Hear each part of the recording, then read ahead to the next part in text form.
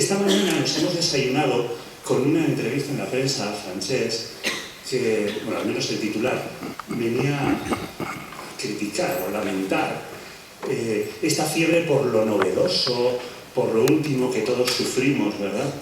Y yo pensaba, es paradójico, porque hoy vamos a hablar de un tema que está de moda, de alguna manera, y lo va a hacer un ponente que está de moda también, de alguna manera, o al menos se habla mucho de inteligencia espiritual y se habla mucho de Francesc Torralba, pero probablemente es una percepción equivocada, al menos en parte. Si se habla mucho de inteligencia espiritual, es porque precisamente parece que ha dejado ya el terreno de la búsqueda un poco exótica para sentarse firmemente en los debates rigurosos de nuestro tiempo. En psicología, con las inteligencias múltiples de Howard Gardner en los 80, pues ya se habla de la inteligencia espiritual. En la filosofía que da cuenta de ello, y en los últimos años muy especialmente y con mucha intensidad en el ámbito de la pedagogía, de la educación, con un debate candente y apasionante, como prueba la revista Padres y Maestros de la Compañía de Jesús. En el último número de diciembre es dedicado monográficamente a este tema de la competencia espiritual. Pues bien, en todos estos debates, en todas estas cuestiones, nuestro ponente de hoy es una voz imprescindible, una referencia en nuestro país, en Cataluña y en el conjunto de España y a nivel internacional. Francesc Torralba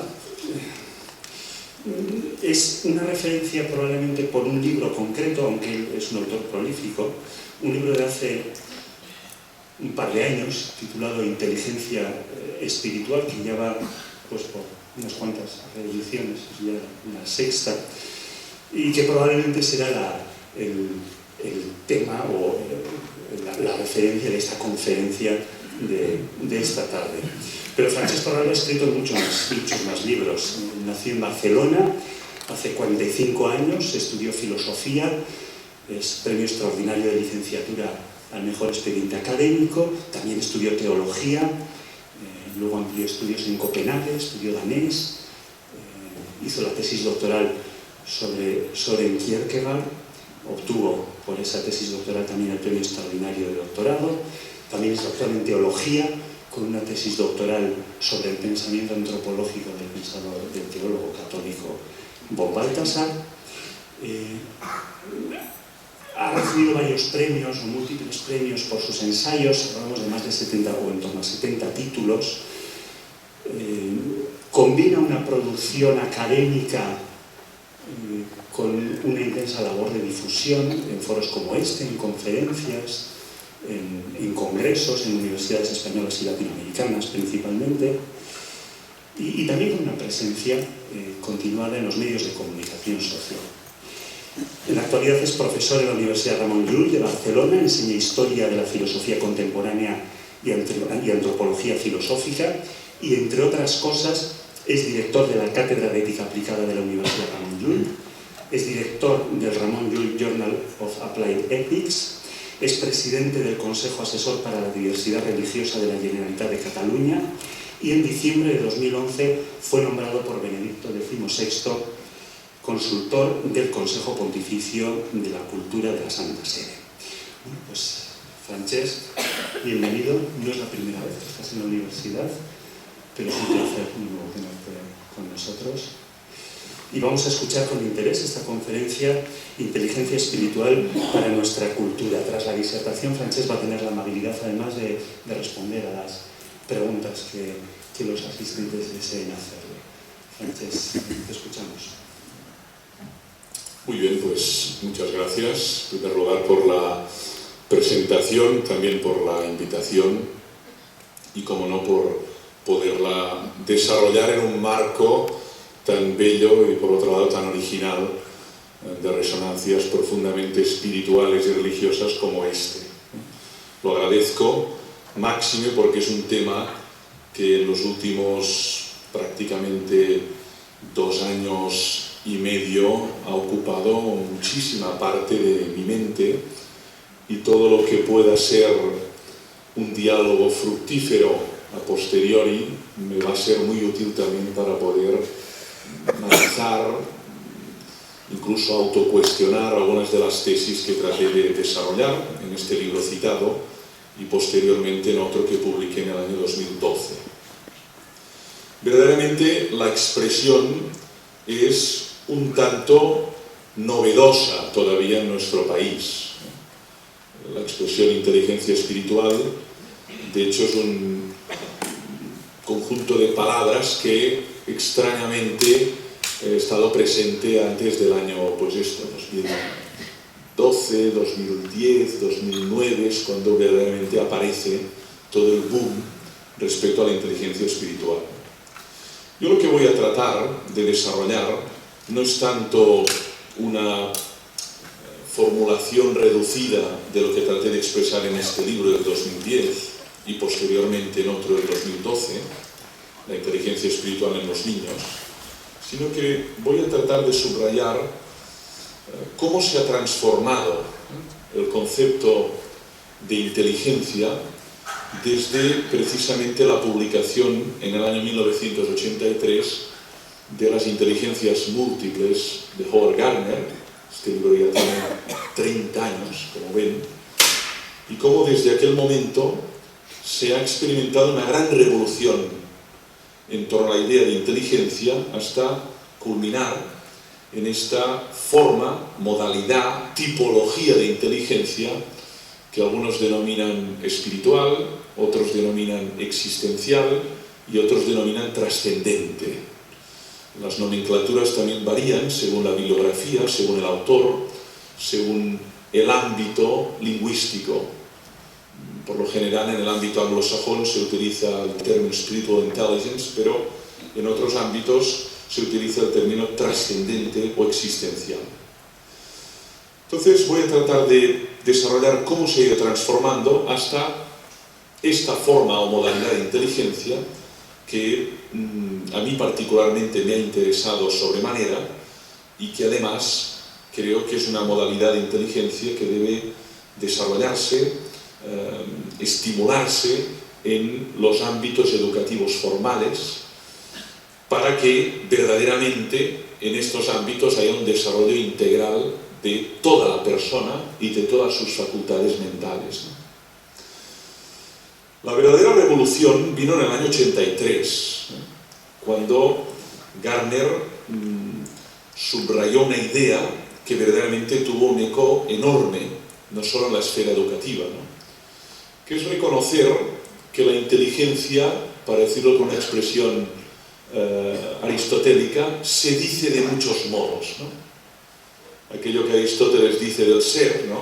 Ton legetai polajos, ¿no? O ens dicitur multipliciter, pues la inteligencia se dice de muchas maneras, ¿no? Y él ideó un marco conceptual a partir de 8 formas, como saben, pero como Gardner, condecorado con el Premio Príncipe de Asturias hace 2 años, no es un dogmático, dijo que aquel era el cuadro que él veía en aquel momento, pero que no negaba la posibilidad de sumar, integrar otra forma o modalidad de inteligencia que no estuviera contemplada en aquel cuadro, ¿no?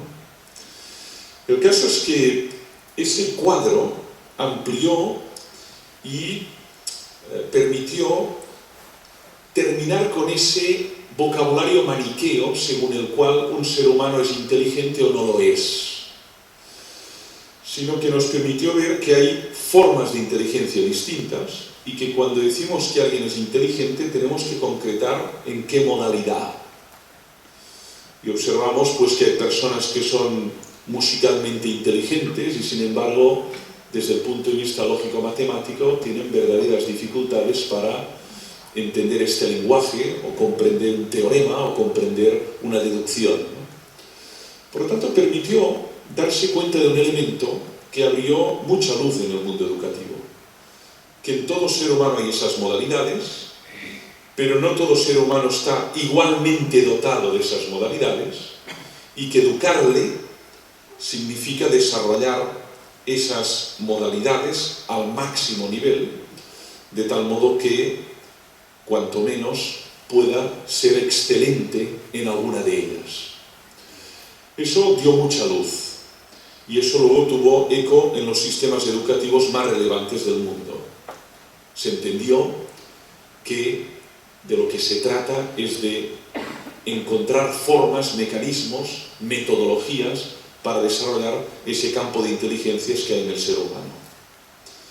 Bien, pero eso era en el 83. Luego vino un segundo eslabón que de hecho lo popularizó y lo divulgó pues un personaje como Daniel Goleman, ¿no? Con su inteligencia emocional. De hecho, antes ya había sido teorizada y algunos discípulos ortodoxos de Gardner entienden que de hecho ya está dicha en el cuadro de las 8 inteligencias múltiples de Gardner. Pero en cualquier caso, Goleman introdujo un elemento nuevo que es la idea de la inteligencia emocional, que a su juicio no estaba contemplada en el cuadro originario de Gardner, ¿no? Eso ya no en la década de los 90, siglo pasado, ¿no? Claro, es interesante subrayar para qué nos faculta esa forma de inteligencia, ¿no? Y eso lo expresa en ese libro, que fue un bestseller mundial, en el que pues, dio más de 1,5 millones de ejemplares en todo el mundo y fue traducido a más de 30 lenguas, ¿no? Y de algún modo lo que subraya Goleman es que la inteligencia emocional nos permite, por un lado, identificar emociones, poder poner nombre a eso que experimentamos, a eso que sentimos, nos capacita para canalizar de un modo destructivo emociones de carácter tóxico, la envidia, o la ira, o los celos, o el miedo, o la desesperación, o la angustia, o la ansiedad. Y por otro lado nos permite expresar de un modo correcto las emociones positivas o tonificantes que puede experimentar un ser humano. El enamoramiento, o la euforia, o el gozo, o la alegría, ¿no? O el entusiasmo. En cualquier caso, el eco de Goleman fue enorme, porque permitió algo especialmente interesante subrayar, ¿no? Que para hablar de un ser humano educado es fundamental que haya desarrollado esta inteligencia emocional para, por un lado, controlar, dominar y canalizar las emociones negativas, pero también para poder expresar correctamente sus emociones positivas, ¿no? Y de hecho aparece un término que a mí me interesa mucho subrayar, que es el de analfabetismo emocional.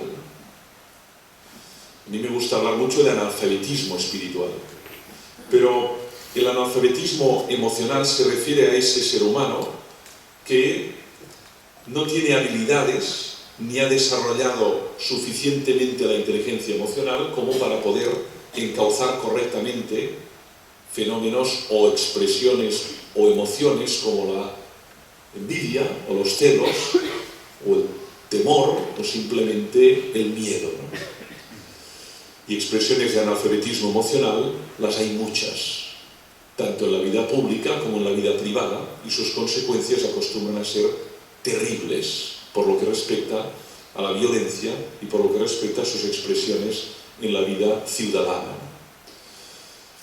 Eso tuvo un eco extraordinario, fue el segundo momento.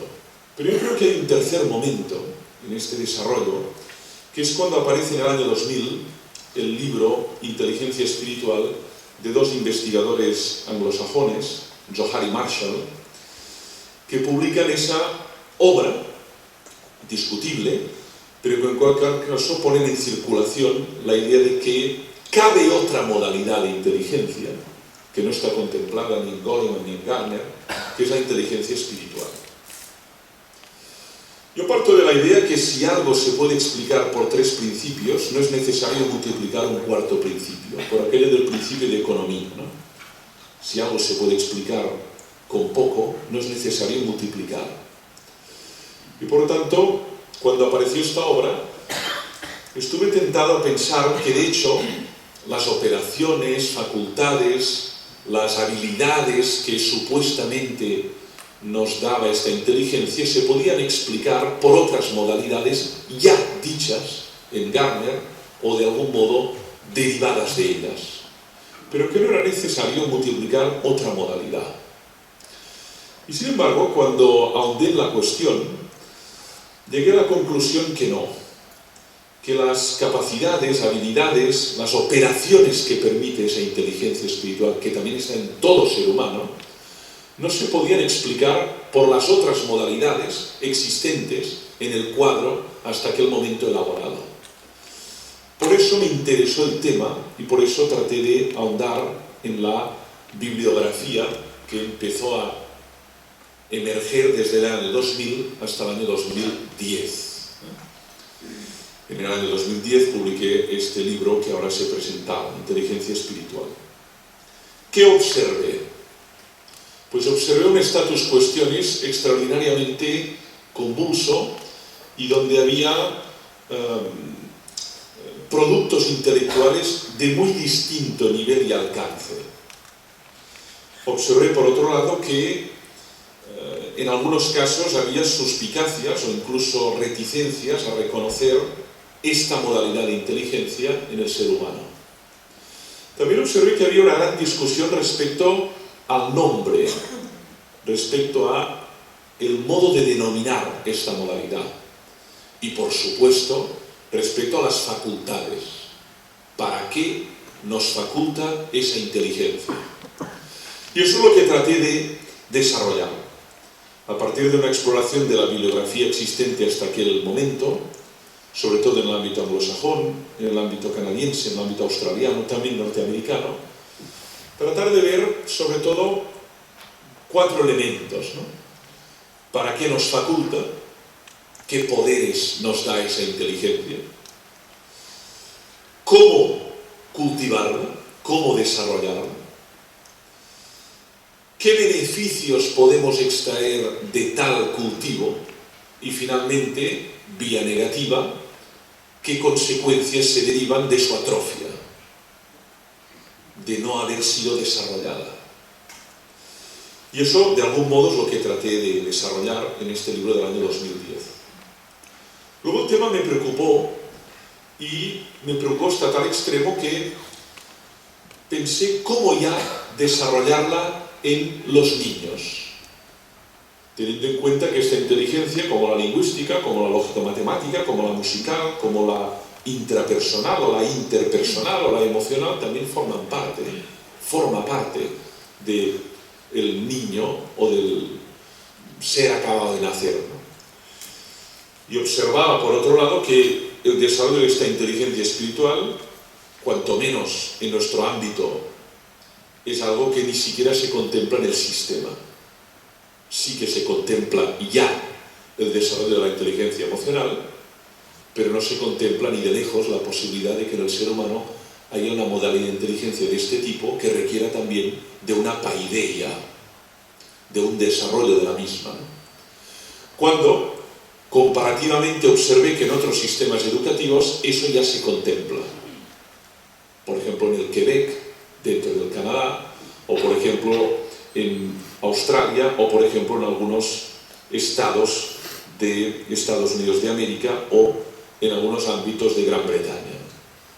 Observé que en algunos sistemas educativos, algunos mucho mejor posicionados que nosotros en los informes PISA que se publican anualmente, ya contemplan la posibilidad de educar desde instancias administrativas, públicas, también el desarrollo de esta inteligencia. Otra cosa luego es el debate de cómo hacerlo, pero en cualquier caso, el subrayado de que eso es posible hacerlo es algo que merece la atención. Primero, quiero subrayar un elemento para entrar en el presente, ¿no? El nombre. Observé que en el ámbito anglosajón el término espiritual no tiene las connotaciones en ocasiones negativas que tiene en el entorno mediterráneo. De hecho, en la literatura anglosajona o norteamericana, el término espiritual tiene asociadas una serie de palabras que tienen todas ellas un calado positivo, ¿no? Cuando uno lee a un autor que se define a sí mismo como espiritual o que cultiva la espiritualidad en ese ámbito cultural, eso va asociado a ideas como profundidad, ideas como conexión, interioridad, seriedad, sentido de pertenencia a un todo, experiencia de la belleza, de la bondad, compasión, interdependencia. Son palabras que, de algún modo, palabras que forman parte de la familia de espiritualidad. Y sin embargo, en nuestro entorno, la palabra espiritualidad ya está muy relacionada no solo con la religiosidad, sino explícitamente con la confesionalidad. Con lo cual, decir que uno es espiritual o desarrolla operaciones espirituales va directamente asociado al hecho de ser religioso o de pertenecer a una comunidad, institución o esfera religiosa y estrictamente ya confesional. En otros contextos no. Por eso el nombre no es baladí en esta cuestión. De hecho, yo cuando presenté este texto en Barcelona, uno de los asistentes se levantó y me dijo: ¿pero por qué ha puesto inteligencia espiritual en el título? Porque esto para muchos ya significará algo que no va con ellos. Y sin embargo, tal y como usted lo plantea, esta inteligencia espiritual es transversal y es común a todo ser humano. Lo que pasa es que tiene grados de desarrollo y articulaciones concretas distintas, en virtud del contexto, en virtud de las esferas educativas donde ese ser humano ha arraigado y ha sido instruido y educado. Y sin embargo le respondí que, a pesar de las posibles objeciones o hostilidad que puede despertar esa palabra, me parecía que no es de recibo que esa palabra simplemente quede secuestrada en un ámbito único y exclusivo de la perspectiva confesional. Por eso me permití, siguiendo alguna bibliografía inglesa, distinguir tres ámbitos. El ámbito más general es el ámbito de la espiritualidad, que significa apertura, significa esencialmente trascendencia y significa voluntad de conocer aquello que trasciende el límite racional. Por lo tanto, experiencia del misterio o de lo enigmático.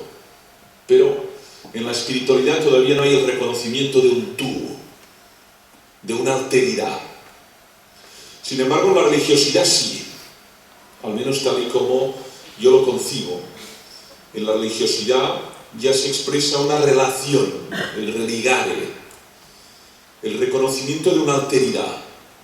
Esa alteridad podrá tener distintas denominaciones, pero en cualquier caso expresa ya un vínculo entre un yo y un tú en el que se establece un diálogo, dentro de un marco institucional o fuera, pero en cualquier caso religiosidad, vinculación, petición, gratitud, temor y temblor, pero hay ya relación con algo que no soy yo.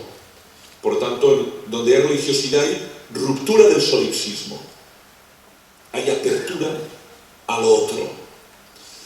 Y luego ya está la confesionalidad, que sería el tercer círculo, que es ya el sentido de pertenencia a una comunidad religiosa, concreta, histórica, con unos textos sagrados, en un marco simbólico, en un marco celebrativo, donde uno desarrolla esa espiritualidad y ese diálogo íntimo con la alteridad en el marco de una tradición que tiene unas características en la historia.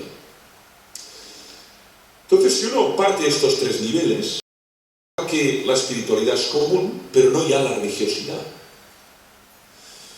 De hecho, hay una espiritualidad que no reconoce a Dios. Hay una espiritualidad que no reconoce una alteridad. Y también hay religiosidad que no reconoce la confesionalidad. Reconoce el vínculo individual yo-Dios, Dios-yo, pero en la en el espacio exterior de las instituciones, o en el límite, o simplemente muy lejos de las instituciones. Y en ocasiones hay sentido de pertinencia, pero no hay ni desarrollo de la espiritualidad, ni siquiera una relación interpersonal con esa alteridad. Por lo tanto, lo que se trata de ver es que el reconocimiento de la posibilidad espiritual está en todo ser humano, lo que pasa es que puede adquirir desarrollos distintos y que no siempre la espiritualidad va acompañada de la inteligencia. Y ahora entraré aquí. De hecho, lo que trato de subrayar al final del libro es los dramas que se derivan de una atrofia de la inteligencia espiritual. Y entre ellos citaba el fanatismo, o el sectarismo, o el dogmatismo, o el maniqueísmo, o formas e ismos que son claramente corrosivas o cánceres de la sociedad.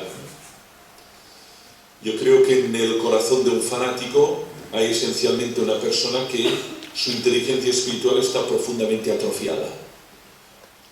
Probablemente también la emocional y la social, pero en cualquier caso no ha desarrollado esas capacidades que le permite la inteligencia espiritual y por eso ha caído presa del fanatismo. Y eso no es algo que pueda ocurrir solo a una tradición o a otra. Es una especie de cáncer o de tumor maligno transversal. Por lo tanto, el fanatismo no es algo que acaece solamente a quienes creen en Dios, también puede acaecer a quienes no creen en Dios, pero convierten en un ídolo un objeto. Y por otro lado, no tienen la capacidad de tomar distancia de eso que creen. De tomar distancia, de evaluarlo, de pensarlo y también de preguntarse por qué creen lo que creen. Cuando hay esa capacidad reflexiva, auto-introspectiva, es verdaderamente cuando uno se aleja del posible fanático que podría llegar a ser. Ahora, cuando no hay capacidad de tomar distancia, ya sea de un credo político, religioso, del orden que sea, es muy fácil que sucumba al fanatismo y a las formas violentas, verbales o actitudinales que se derivan de este cáncer que es el fanatismo. Voy a tratar de delimitar el concepto. La inteligencia espiritual es una modalidad de inteligencia que nos faculta para desarrollar distintas operaciones que todo ser humano puede desarrollar. Lo que pasa es que, como toda forma de inteligencia, requiere de una esfera que estimule esa capacidad. Lo pondré con el ejemplo de la inteligencia lingüística. Decimos ya desde Aristóteles que el ser humano es un ser dotado de palabra, ¿no? Zoon, logos, ejón, ¿no? El animal que tiene logos, bien.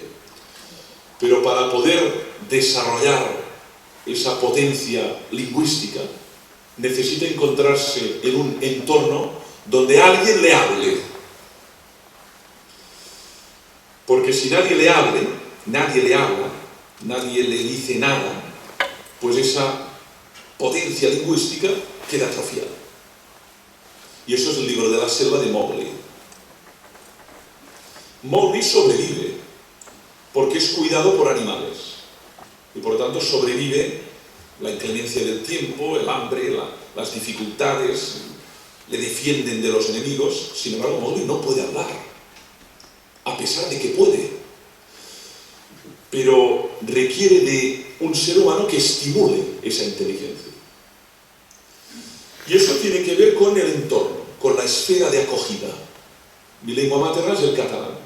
No lo elegí, pero es mi lengua materna. Por otro lado, me complace mucho que lo sea. Pero, ¿por qué lo es? Porque en mi esfera me encontré a una persona que era mi madre que me habló en esa lengua. Y por mímesis adquirí unos fonemas y fui repitiéndolos. Luego aprendí otras, pero de hecho, la lengua matriz, la Muttersprache, que dicen los teóricos del lenguaje del siglo XIX alemán, von Humboldt, es esa lengua que asumes en ese entorno que casi es tu matriz lingüística, ¿no?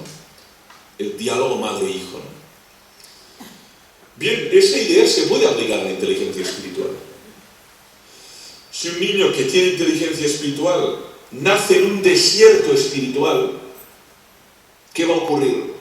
Que se atrofia, que desconoce una práctica como la oración, o como la meditación, o como la contemplación, porque son prácticas que en su entorno son inexistentes. Pero si ese niño nace en un entorno donde hay una simbología religiosa tibetana, donde se practica el silencio, la meditación, donde por otro lado se leen unos textos sagrados, naturalmente esa inteligencia espiritual va a adoptar una forma, una concreción histórica que tendrá que ver con ese entorno matricial, ¿no? Lo que pasa es que él tendrá la capacidad, en virtud de la misma inteligencia espiritual, de tomar distancia. Lo que a mí me gusta denominar en clave cristiana la autoconciencia del don recibido. Yo fui educado en un hogar cristiano, pero eso significa que de un modo fatalista ese ser humano está llamado a creer eso que en ese entorno se creía. Cabe la posibilidad de tomar distancia, de tomar conciencia del don recibido y auditarlo, pensarlo, evaluarlo, de tal modo que sea posible el sí afirmativo, el acto libre, y sea posible el no, la enmienda a la totalidad, como la mayoría de mis amigos, o la enmienda parcial, como algunos de ellos. Pero también cabe la posibilidad de decir sí, lo asumo en primera persona. Cabe esa posibilidad. Pero solo cabe esa posibilidad si hay posibilidad de tomar distancia. Por lo tanto, el entorno es decisivo en el desarrollo de toda inteligencia. Eso, en los textos sobre inteligencia, se citan siempre casos de genios del arte, de la literatura, de la matemática, de la física, y se juega esa hipótesis o esa, digamos, ficción histórica de qué hubiera pasado si Mozart, en lugar de desarrollarse en un entorno donde todo era música, hubiera tenido que recoger basura para sobrevivir un día como los niños rata en tantos países latinoamericanos, ¿no? ¿Qué hubiera pasado? Pues que probablemente no tendríamos ni las bodas de Fígaro, ni tendríamos las misas de Mozart, ni tendríamos pues toda la belleza musical que fue capaz de crear. Por lo tanto, eso, si es verdad en las otras formas de inteligencia, creo que se puede análogamente decir que también en la inteligencia espiritual ocurre lo mismo. Segundo dato, ¿qué potencias, qué habilidades nos da esta forma de inteligencia? Aquí sí que el panorama bibliográfico es muy plural. Desde algunos teóricos que se refieren a 4 actividades básicas, a otros que desarrollan 12 y algunos que desarrollan 17. Hay un campo muy plural a la hora de definir las potencias, las capacidades. Yo solo voy a subrayar 4 aquí, que me parecen las fundamentales, aunque en el libro desarrollé 17, ¿no? Pero son esas capacidades para mí más fundamentales que otras. También hay una gradación, una jerarquía dentro de las capacidades que nos da o nos faculta esa forma de inteligencia, que, como pueden observar, no deben leerse como inteligencias separadas, sino que, de hecho, entre una y la otra hay una profunda permeabilidad, ¿no? Son vasos comunicantes, de tal modo que no es extraño que una persona que ha desarrollado a fondo la inteligencia espiritual sea una persona emocionalmente muy serena, con una gran capacidad de autarquía, de apaceia, de serenidad. No es extraño, ¿no? Significa que también esa inteligencia le habilita para tomar distancia de emociones, pasiones, lo cual es extraordinariamente útil a la hora de desarrollar una actividad profesional o a la hora de desarrollar una actividad deportiva de alto nivel o a la hora de tomar una decisión donde está en juego el empleo de 1500 personas. Aparecen ya textos en el ámbito anglosajón de las aplicaciones de la inteligencia espiritual en ámbitos muy profanos, como el deporte, el management o simplemente el liderazgo de organizaciones no gubernamentales. Eso ya lo sabemos de la inteligencia emocional, que apareció un montón de textos que trataban de mostrar los beneficios de cultivar esa forma de inteligencia en entornos muy plurales, desde el educativo hasta un entorno como puede ser pues, el artístico o el deportivo, ¿no? No cabe duda, una persona que es capaz de controlar sus emociones, si es un músico, o si es un orador, o si es un atleta de alta competición que se juega su carrera en 10 segundos, no cabe duda, si tiene un dominio a fondo de su fondo emocional, su rendimiento será superior. Y entonces uno entiende por qué en tantos journals americanos hay textos que vinculan a priori realidades tan lejanas, ¿no?, como el budismo tibetano y el rendimiento atlético en el atletismo, ¿no? Entonces, ¿qué puede aportar la sabiduría práctica de un lama a un atleta de alta competición que se juega su carrera y su posible sponsor en 10 segundos, ¿no? Pero yo vuelvo ahora a la inteligencia espiritual. La primera capacidad, diré solo 4 y a modo simplemente de, casi diría de titular para cuanto menos pues propiciar el diálogo posterior, pero la capacidad básica y fundamental y primera que quiero subrayar es la capacidad de buscar el sentido de la realidad y el sentido de la propia vida. La pregunta por el sentido. Esta pregunta está en el ser humano. ¿Cuándo se experimenta? Pues en distintos momentos, pero está. Que tengamos respuestas concluyentes. Que no las tengamos no significa que no esté la pregunta. Ya Kant decía que había un desequilibrio entre las preguntas que somos capaces de elaborarnos y la capacidad que tenemos de responderlas científicamente. Bien. Pero de lo que se trata ahora es de constatar que el ser humano, fruto de su evolución, es capaz de un tipo de interrogación que con la inteligencia lógico-matemática, la inteligencia social, la inteligencia natural, la inteligencia musical, esta interrogación no aparecería. Que forma parte de lo que Schopenhauer diría la naturaleza metafísica del ser humano, el animal metafísico que es. La pregunta por el sentido. ¿Cuál es el sentido de mi vida? ¿Por qué hay mundo? ¿Por qué hay algo? Y no más bien la nada, la famosa expresión de Heidegger, que de hecho la recupera de Leibniz, ¿no? Pero la pregunta por el sentido emerge. Otra cosa, digo, es los modos de responder a esta pregunta. Plurales. Algunos responden a esta pregunta desde el marco de una tradición religiosa, nutridos a partir de un texto sagrado, y otros responden a esta pregunta desde un lenguaje estrictamente secular y laico, ¿no? Pero en cualquier caso, la pregunta por el sentido irrumpe, aunque no siempre irrumpe del mismo modo ni con la misma intensidad. Una cosa es leer del sentimiento trágico de la vida, donde esta pregunta tiene una dimensión emocional intensísima, y otra cosa es pues observar que en muchos seres humanos esta pregunta irrumpe por primera vez después de enterrar a alguno de sus allegados. Y hasta aquel momento esa pregunta era como inexistente en su horizonte mental. Otras preguntas eclipsaban esa pregunta. Pero en cualquier caso la pregunta irrumpe. Yo creo que la inteligencia espiritual nos faculta para interrogarnos por el sentido de la existencia, por el sentido del mundo, por el sentido de la realidad, por el sentido del yo en el mundo.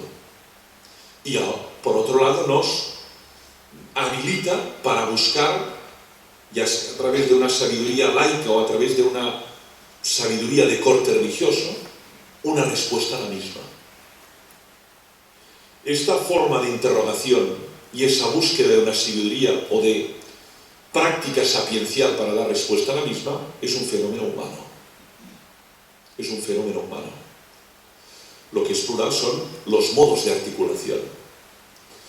Por eso yo me permito criticar, y lo hago en el libro y lo puedo hacer aquí, los que consideran que esta pregunta es un sinsentido.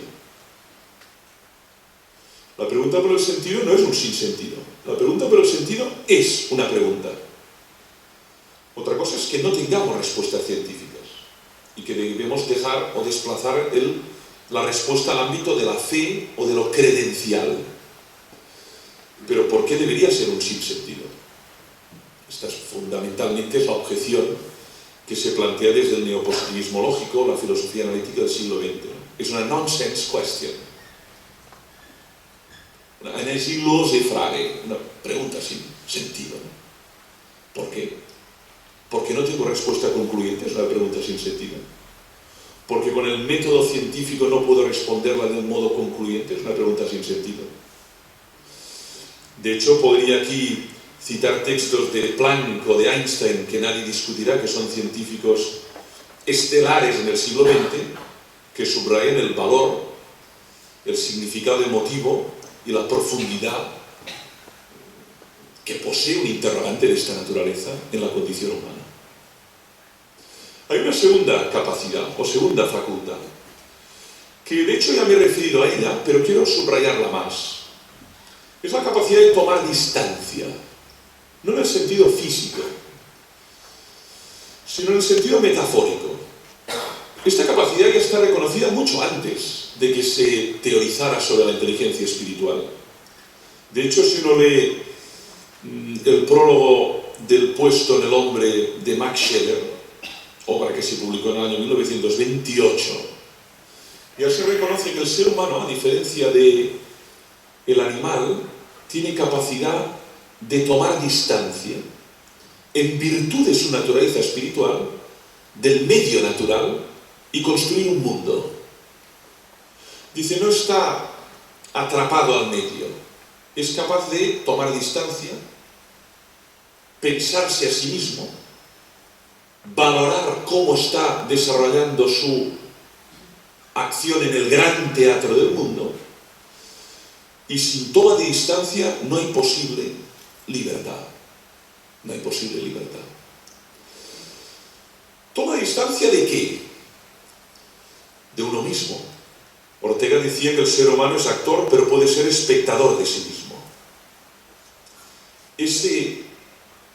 Esa potencia de ser espectador de uno mismo es la capacidad de descender de la platea, descender del escenario y observarse. Y observar que todo. ¿Qué vínculos tengo? Tomar distancia de los vínculos. ¿Qué calidad tienen? ¿Por qué estoy vinculado con estas personas? ¿Por pura inercia? ¿Qué beneficios tienen esos vínculos? La toma de distancia de los vínculos es fundamental. Yo he escrito en algún texto que lo fundamental en la vida no es dónde se va, sino con quién se hace el viaje. Y por lo tanto, pensar el vínculo y la calidad del vínculo que tengo con mis allegados es fundamental, cuanto menos para mejorar la calidad de vida de una persona. Y también, si cabe, de deshacer el vínculo. Hay vínculos que enajenan, esclavizan, violentan, explotan o instrumentalizan seres humanos. Tomar distancia de los vínculos. Tomar distancia de las emociones. Eso es algo que va muy vinculado, como decía, a la inteligencia emocional, ¿no? Que de hecho ya está expresado en los filósofos estoicos, ¿no? La cierta capacidad de indiferencia mundi, ¿no? Tomar distancia de las emociones, de tal modo que esas emociones turbulentas o esas emociones que como movimientos sísmicos puede experimentar un ser humano no alteren el rumbo, la dirección que uno libremente ha querido proyectar a su existencia. Eso que Ortega diría la misión o la vocación, ¿no? Bueno, pues tomar distancia de esas emociones, ¿no? Tomar distancia de algo tan elemental que es de las propias creencias. ¿Yo por qué creo lo que creo? Pudiendo no creerlo. Sobre todo en un marco de libertad de creencias.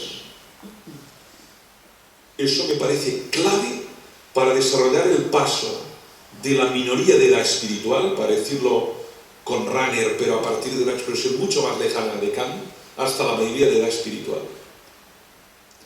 Cuando uno se pregunta en primera persona del singular, ¿por qué creo lo que creo? Pudiendo no creerlo. Otra cosa es un entorno donde, si uno no cree lo que manda ser creído, es objeto de persecución, vejación, humillación o marginación. Pero en un entorno distinto, afortunadamente, tiene sentido esta pregunta. Y cuando uno, desde la inteligencia espiritual, examina esas creencias, es cuando puede buscar su razonabilidad, su coherencia lógica, su sentido profundo, su valor práctico, sus beneficios para uno mismo y para la comunidad. Pero también puede llegar a la conclusión que era una pura inercia y que no tiene sentido seguir creyendo eso que hasta aquel momento creía. Por eso decía que la inteligencia espiritual debidamente cultivada es un antídoto a fenómenos como el sectarismo, el fanatismo, el fundamentalismo o estos tipos de ismo que corroen la sociedad de la persona. ¿Tomar distancia de qué? Tomar distancia del impacto exterior. Ahora pienso en el adolescente, donde el factor grupal es decisivo, donde el mimetismo grupal es decisivo, donde hay una mímesis de conductas en ocasiones muy arriesgadas, de consumo, de relación sexual. Toma distancia. Piensa por qué debes consumir eso o no. La toma distancia de la estimulación grupal, algo que es clave para evitar aquello que diríamos sucumbir a lo que Nietzsche le molestaba tanto, que era la moral del rebaño, ¿no?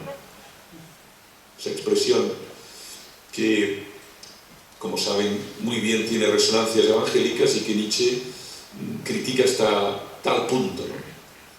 Solo es posible separarse de ese todo que influye, en ocasiones determina, si uno toma distancia. No hay posible autodeterminación sin toma de distancia. Esa es la segunda capacidad, la segunda operación. Y eso es fundamental en todo tipo de actividad, secular y religiosa, ¿no? Hay una tercera capacidad, la capacidad de trascender. Esa es muy común entre los teóricos.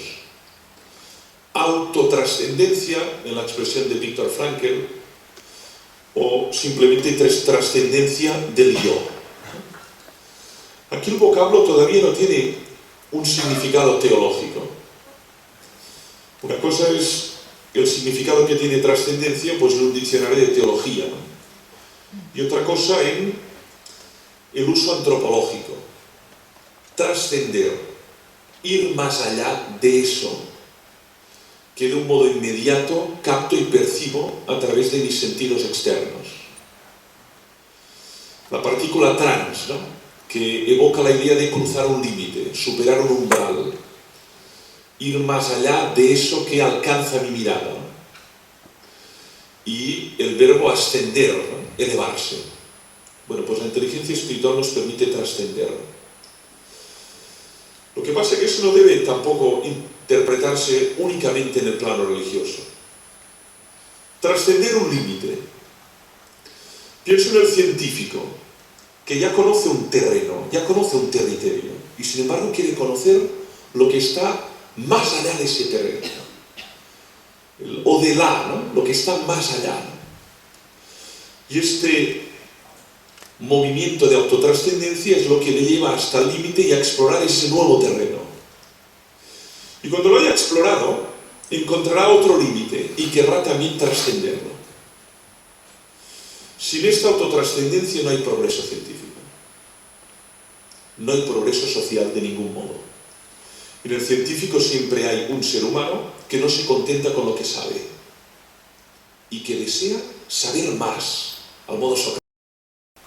Y que cuando ya ha alcanzado un conocimiento X, se pregunta ¿qué hay más allá de X? Eso es trascender en el conocimiento. Pero no puede hablar también de trascendencia en otras áreas. Pensemos, por ejemplo, en el ámbito deportivo. El atleta se trasciende cuando no se contenta con haber alcanzado el límite que se proponía. Lo alcanzó después de mucho entreno, control emocional, dedicación, tesón, lo alcanzó. ¿Y ahora qué se propone? Bajar todavía más esa marca. Y para conseguirlo deberá programar, proyectar, desarrollar un plan, sacrificarse, pero quiere explorar algo que ningún ser humano no ha explorado antes. Por lo tanto, en el acto de trascender siempre hay una voluntad de superar la finitud, voluntad de ir más allá del límite. Y eso también tiene su plano en el amor y su plano en lo teológico. Voy en el amor. Uno puede trascender el amor que tiene a sus allegados. Y trascender el amor es amar a esos que están más allá de mi círculo tribal, de mi clan, ¿no? Y eso lo observamos, ¿no? En santos, en santas y en tantas personas anónimas que trascienden el amor inmediato, ¿no? Y que son capaces de generar obras para personas muy lejanas y para mejorar su calidad de vida. Eso es trascender el amor. Como es trascender las imágenes de Dios, ¿no? Cuando uno es capaz de trascender el ídolo mental que tiene para referirse a Dios. Y acaba concluyendo que Dios siempre está más allá de la imagen mental, ¿no? Aquello tan bello que aparece en un título de Manuel Levinas, ¿no? El Dios que siempre está o de la del idea, ¿no? Más allá de la idea, ¿no? Bueno, esto es trascender la imagen de Dios. Y eso es enormemente eficiente para evitar algo tan perjudicial como la utilización en vano del nombre de Dios o la instrumentalización de la palabra Dios, ¿no? Por lo tanto, trascender es este movimiento de superar el límite. Y la inteligencia espiritual nos faculta para trascender. Eso es nuevo, no, esa potencia siempre ha estado en el ser humano.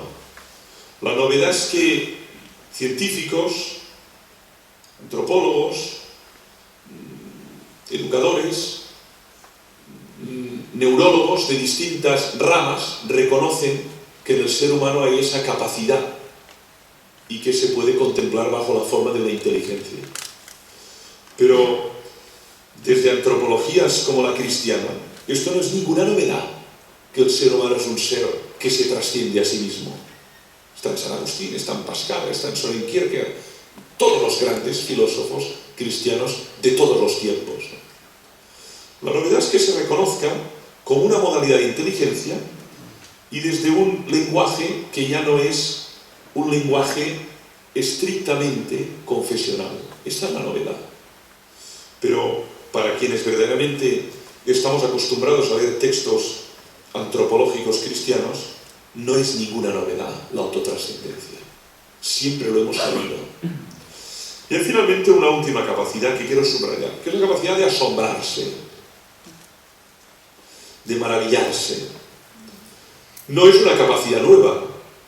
De hecho, está ya contemplada en ese famoso texto, ¿no?, de la metafísica de Aristóteles, del asombro como el punto de partida de la actividad filosófica, ¿no? Sin asombro no hay filosofía.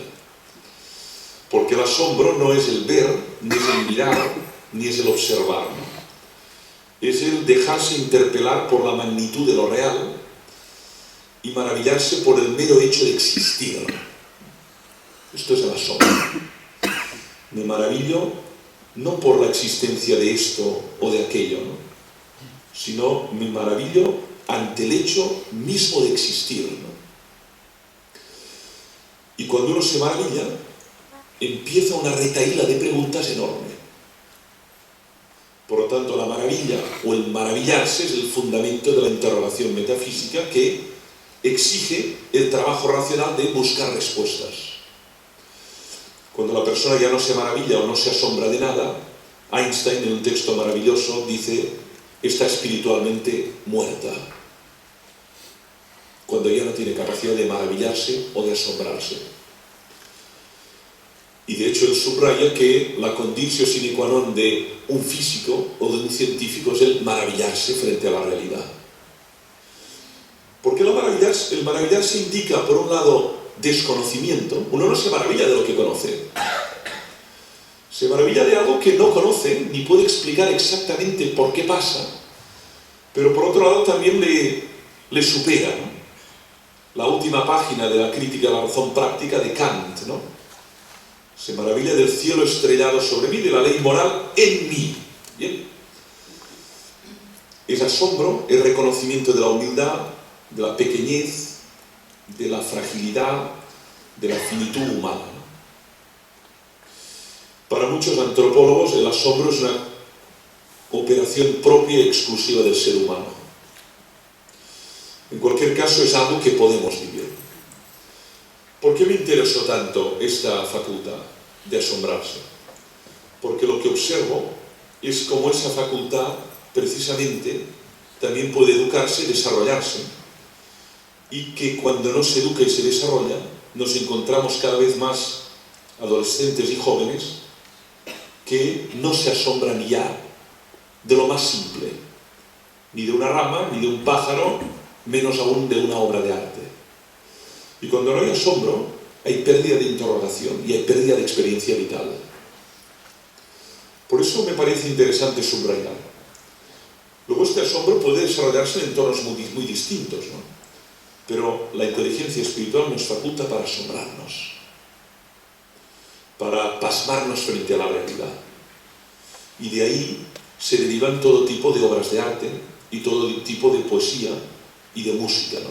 Cuánta música y poesía expresa ese asombro frente a lo real. Bien, concluyo. Concluyo con una, casi diría, apostilla pedagógica, ¿no? Que es la siguiente. La inteligencia espiritual requiere ser educada. La imagen que se me ocurre es la de la semilla y la de la tierra, que es una imagen profundamente neotestamentaria, ¿no? En un contexto de esta naturaleza merece la pena poner la colación. La semilla más potente, imaginen un roble, si cae encima de este círculo, se va a pudrir. Le falta tierra húmeda, le falta sustancias adecuadas, le falta el aire, le falta el agua de la lluvia para que pueda germinar, arraigar y emerger un tallo potente que ascienda hacia el cielo. Y sin embargo, si esa semilla cae en una tierra húmeda, es cuidada por un jardinero, protegida en el momento en que es muy frágil, puede dar pie a un roble milenario. Por lo tanto, subrayo este elemento. Si a mí me preocupó especialmente la inteligencia espiritual en los niños, es porque observo que el entorno en el que desarrollan su vida, por lo general, es un entorno donde lo espiritual está ausente. La mayoría de mis universitarios desconocen profundamente prácticas espirituales como la oración, la meditación, el silencio, la contemplación, el saborear textos sagrados, la lectura de símbolos religiosos. Todo ese mundo es completamente ajeno. Y me parece que eso es una pérdida de experiencia y una pérdida de riqueza humana. ¿Cómo hacerlo? Y termino con esa pregunta. ¿Cómo educar esa inteligencia espiritual sin sucumbir a formas de adoctrinamiento, a formas de manipulación intelectual o a formas de adulteración o intoxicación ideológica? Pero de lo que no cabe duda es que si esa inteligencia espiritual no es desarrollada, se pierde una potencia enorme que hay en su ser. Y eso es algo que no podemos permitirnos si verdaderamente reconocemos que esa modalidad está en ellos. Muchas gracias por la atención.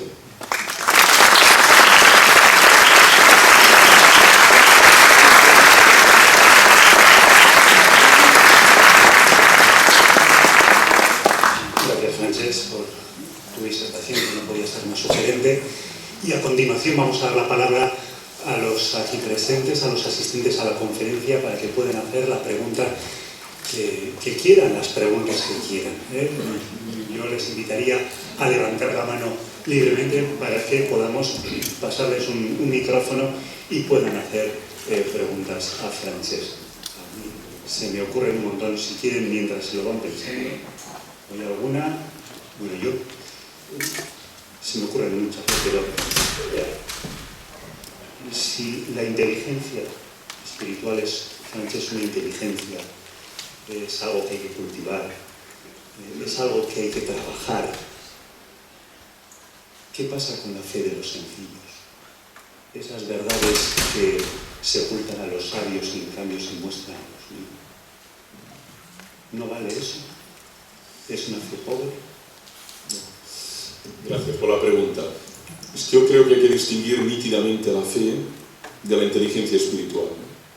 La inteligencia espiritual es una capacidad que está en todo ser humano, que será desarrollada en virtud del entorno, como la lingüística.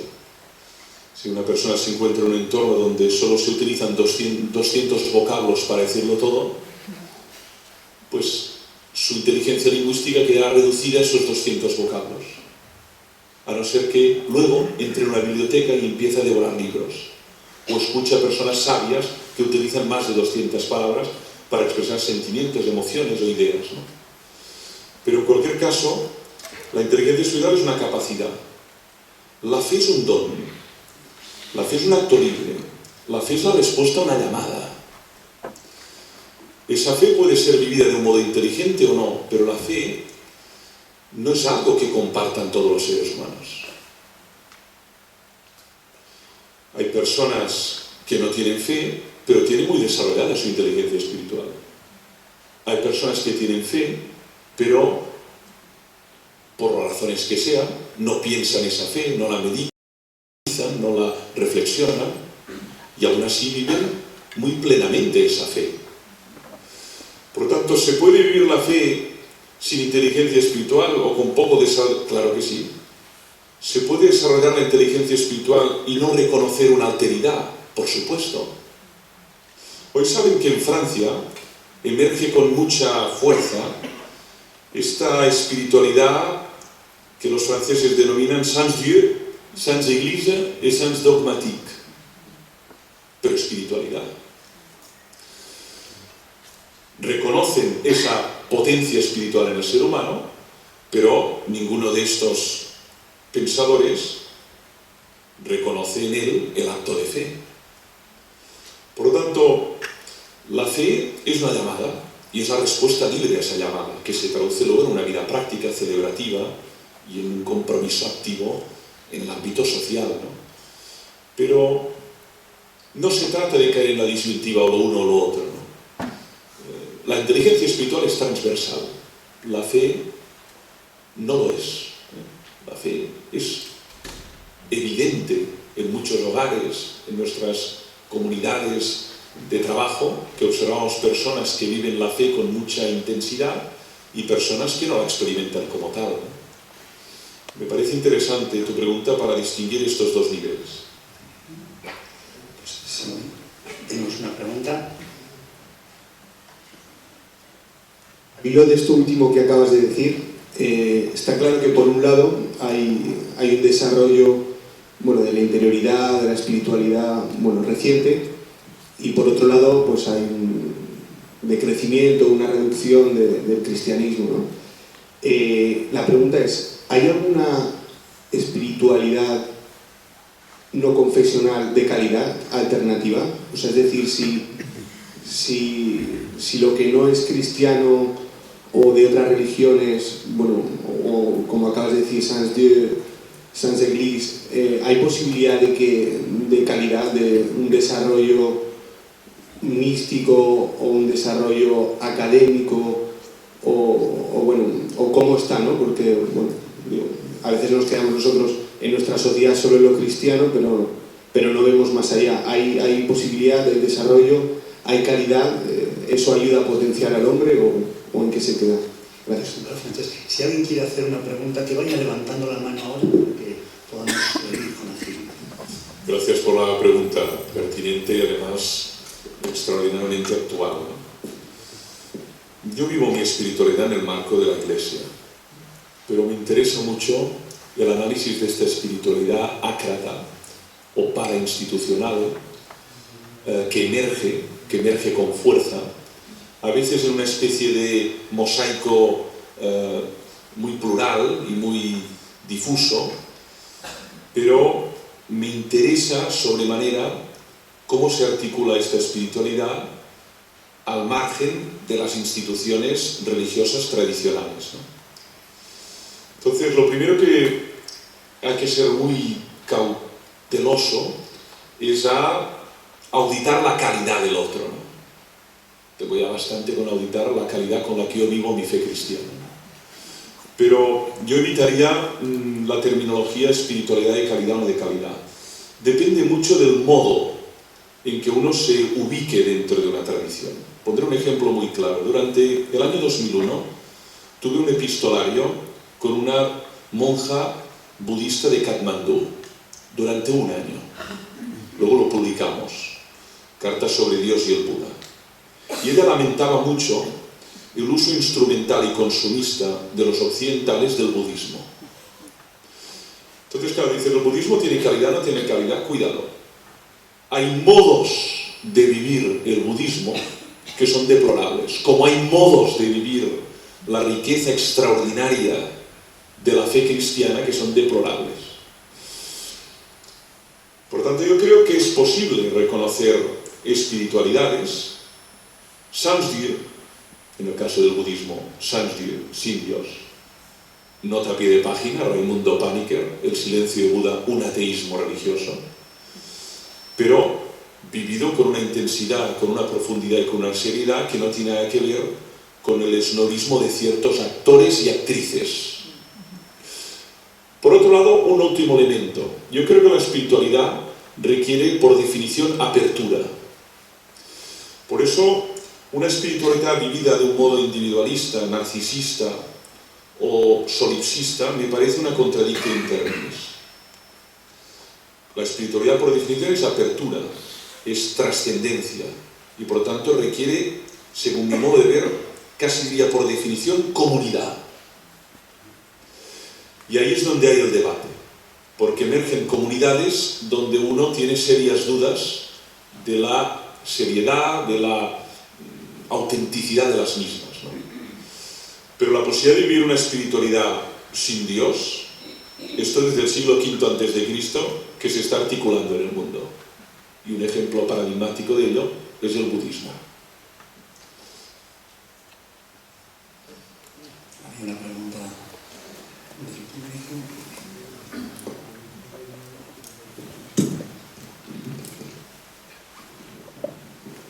Buenas noches. Yo vivo o trabajo en un entorno de jóvenes dañados, diría yo, enfermos. No sé, enfermos físicos, sino desde inteligencia. Y yo te pediría, porque al mostrarnos las habilidades, veo que además las necesitan, no sé cómo decirte, o algún donde nos pudiéramos apoyar para desarrollar esas actividades. Te estoy hablando de jóvenes entre 16 y 20 años que, pues que no tienen sentido de vida, tampoco un nivel de estudios, a nivel de familia están un poco desestructurados, consumo de todo. Entonces, por así decirlo, están un poquito en el barro. ¿Qué podríamos hacer con ellos? Claro, vistas las habilidades, yo creo que tienden a asombrarse con la música. La búsqueda de sentido no tienen, trascender tampoco y tomar distancia para nada. Gracias. No, gracias a usted por la pregunta. Es un camino por explorar. Yo desde el 2010 estoy muy comprometido en eso y de hecho ahora hemos acabado de publicar con un equipo ya de pedagogos 6 cuadernos, pero para primaria, ¿no? Que es el desarrollo de la inteligencia espiritual de primero a sexto, la editorial SM. Yo esto no lo podía hacer solo si no cuentas con maestras, pedagogas, psicólogas que pueden ayudarte a entender cómo activar o suscitar pues, operaciones como el asombro o la toma de distancia o la meditación en esas etapas tan pueriles, ¿no? En niños y en preadolescentes, ¿no? En estas edades que usted sugería, yo no he explorado la cuestión. Por lo tanto, intuitivamente podría darle pistas, pero no conozco materiales ni conozco textos que hayan andado en ello, ¿no?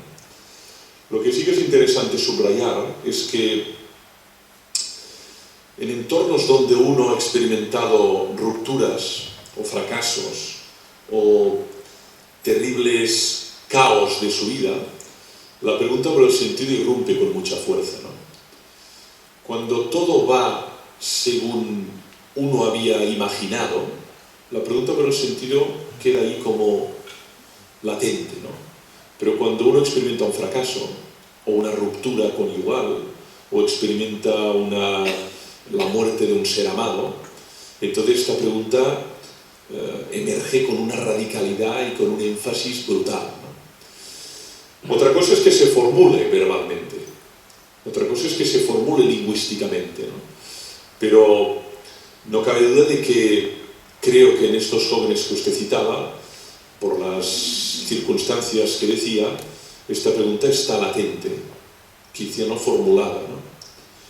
La toma de distancia es otra cosa, requiere todo un aprendizaje, pero no le puedo dar pistas porque, al menos en la literatura que yo manejo, no he visto nada a propósito de cómo articular o desarrollar la inteligencia espiritual en lo que podríamos decir grupos vulnerables socialmente y de la franja de edad que usted me decía, ¿no?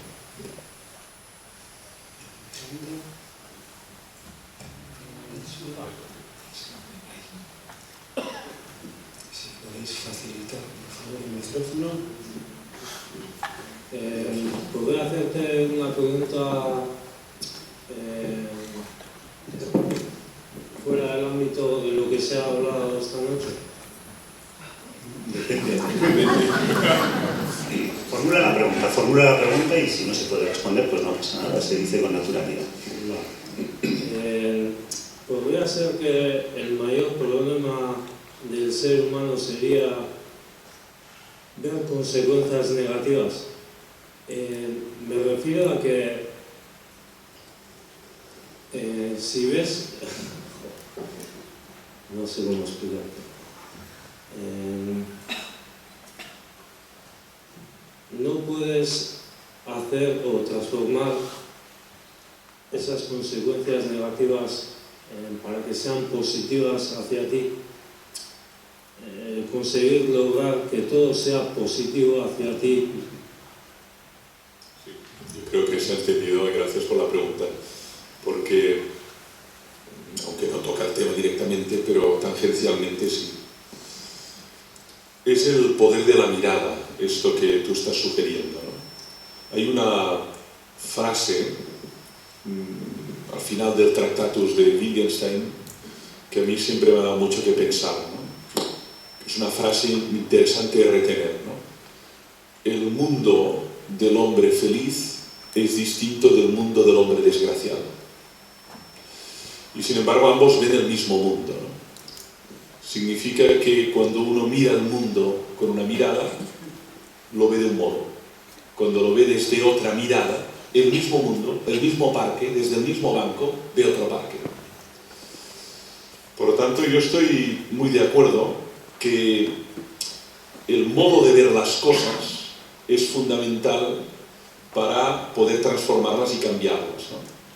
Hay quien ve sobre todo oscuridad, especialmente en contextos de crisis, y hay quien ve ya lo que están haciendo. Yo trato de sumarme en este segundo grupo.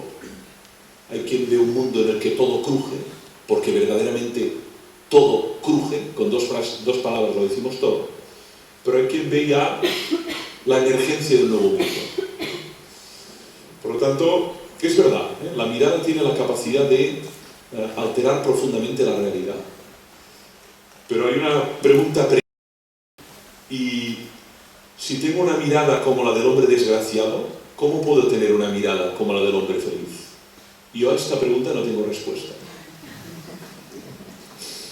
Tenemos una pregunta aquí, será ya la última, a no ser que haya alguna ya pedida, pero si no, pues la última pregunta. Sí, dos cosas. La primera es preguntar, hemos hablado de inteligencia espiritual, quizá me gustaría saber qué se entiende o qué entiende usted por inteligencia, en primer término. Y lo segundo, comentar un poco a la cuestión de qué hacemos, ¿no?, con los grupos de jóvenes. Tenemos una realidad que vivimos, que no es ajena, que percibimos y a veces que a todos nos cuesta enfrentarnos.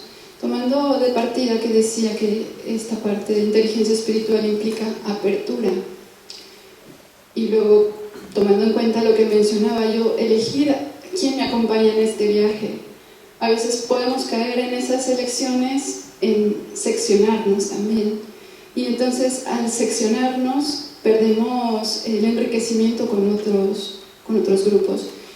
Y bueno, aquí quiero fusionar un poco. Yo he tenido la experiencia de compartir, vengo de un país de Latinoamérica, y ahí esta situación, esta realidad de los jóvenes sin preparación, con adicciones, bueno, no nos es extraño ni sorprendente ya, o sea, ahí hemos perdido hasta esa capacidad de asombrarnos porque es tan común.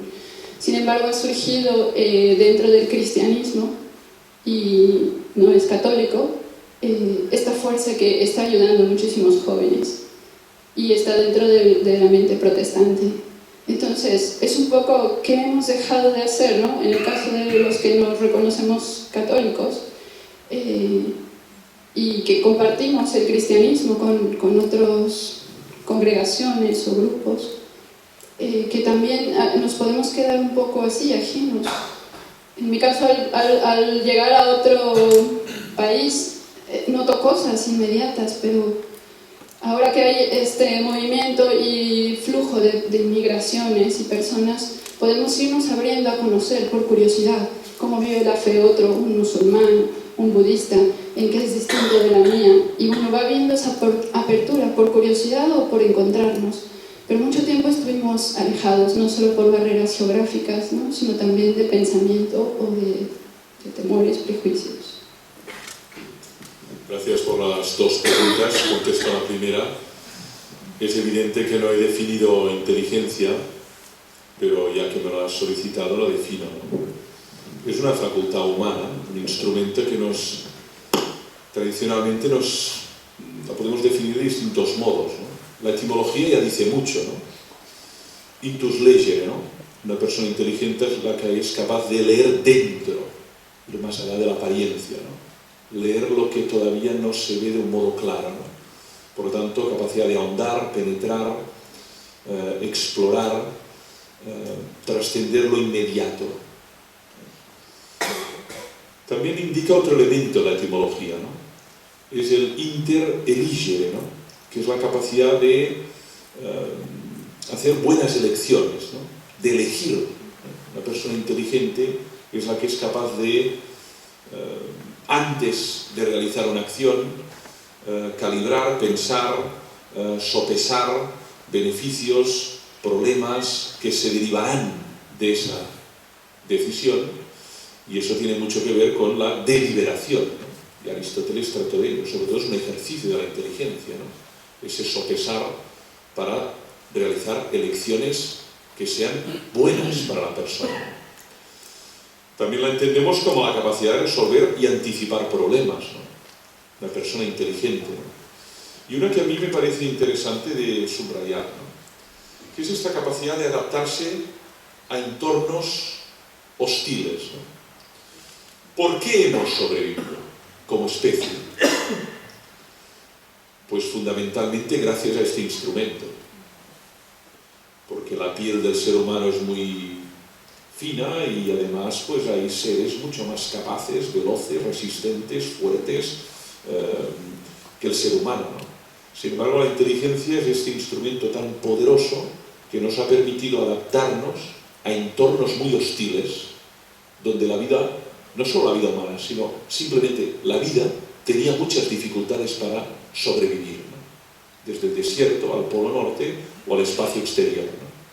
Por lo tanto, es un instrumento fundamental de adaptación, de aclimatación, de configuración de un medio para que podamos vivir en él, ¿no? Y respecto a lo segundo, yo creo que la inteligencia espiritual es un instrumento básico para precisamente el diálogo intrarreligioso e interreligioso, ¿no?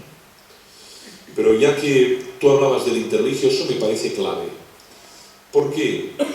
Porque si algo tenemos en común quienes profesamos una fe, no es precisamente la fe que profesamos, sino la inteligencia espiritual que es común a todo ser humano.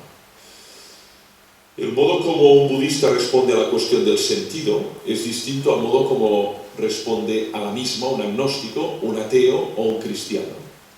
Pero les une la capacidad de interrogación, les une la capacidad de silencio, la capacidad de admiración, la capacidad de asombrarse, la capacidad de tomar distancia. Todo eso son elementos antropológicos comunes. Por lo tanto, la posibilidad de dialogar es porque hay un elemento común. Y la inteligencia espiritual es, cuanto menos, uno de esos elementos. Y a la última sugerencia, postilla que hacías respecto a esta situación en tu país y el papel del cristianismo ya católico, como decías, yo creo que hay muchas claves para comprender lo que tú decías, pero subrayaré una, ¿no? Desde hace 2 años presido el Consejo Asesor de la Diversidad Religiosa de la Generalitat de Cataluña. Bueno, esto fue un encargo que vino del presidente, de la vicepresidenta y asumí. Eso me ha llevado a conocer mucha pluralidad religiosa que hay en Cataluña, que yo desconocía. ¿Qué he observado? Que por lo general no nos conocemos. Por lo general ignoramos profundamente esta pluralidad de opciones religiosas que hay en nuestro país. Creo que se puede extender también al conjunto de España y, como no, probablemente también en el País Vasco, ¿no? Entonces, verdaderamente, en un entorno como el nuestro, es fundamental, es clave establecer estos vínculos, evitando los riesgos, y termino ya, la caída en una especie de sincretismo vacuo. Todo es lo mismo, es falso, no todo es lo mismo. Pero también otro error al que es fácil sucumbir, que es precisamente el elitismo o el exclusivismo, ¿no? Que es una tendencia que quizá históricamente el cristianismo ha sucumbido profundamente a ella. Ahora quizá por la ley del péndulo el peligro está en el sincretismo o en el irenismo, ¿no? Pero de lo que se trata es de reconocer la singularidad de cada una de estas tradiciones, pero no negar también esos elementos comunes que nos unen por el mero hecho de ser seres humanos, más allá de las creencias, adhesiones, símbolos, credos, textos sagrados o rituales o liturgias. Eso que nos une por el mero hecho de ser personas. Gracias por la pregunta. Pues Sánchez Torralba, muchísimas gracias por esta charla, la verdad inspiradora y que nos anima a profundizar en nuestra inteligencia espiritual.